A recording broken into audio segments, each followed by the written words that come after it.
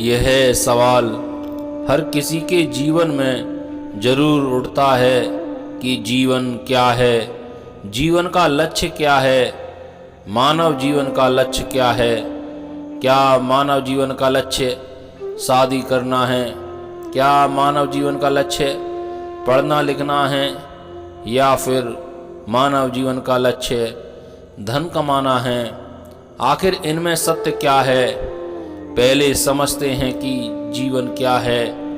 तो इस पर किसी कवि ने कहा है कि जीवन चंद सांसों का आना जाना है, यदि सांसें रुक जाएं तो जीवन समाप्त। जीवन है ही खेल सांसों का, लेकिन फिर भी मानव यह समझ नहीं पाया।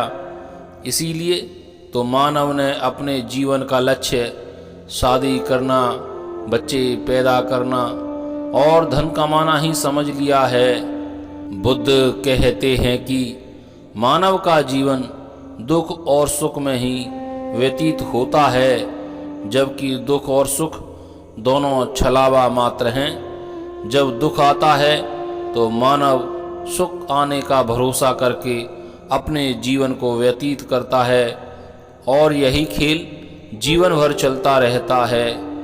मृत्यु मानव का पीछा करती है और मानव धन के पीछे पीछे भागा जा रहा है।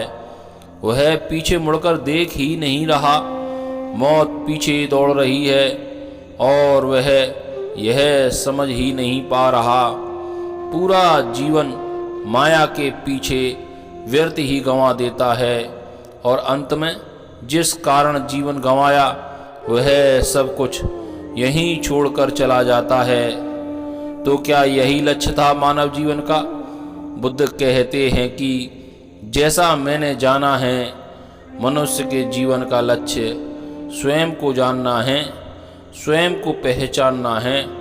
जिसने स्वयं को जाना, स्वयं को पहचाना, उसका जीवन सफल, वरना जीवन व्यर्थ तो जा ही रहा है। बुद्ध से एक बार एक व्यक्ति ने पूछा कि हे भगवान, आप जो स्वयं को पहचानने की बात कहते हैं, तो स्वयं को पहचानने से आखिर होगा क्या?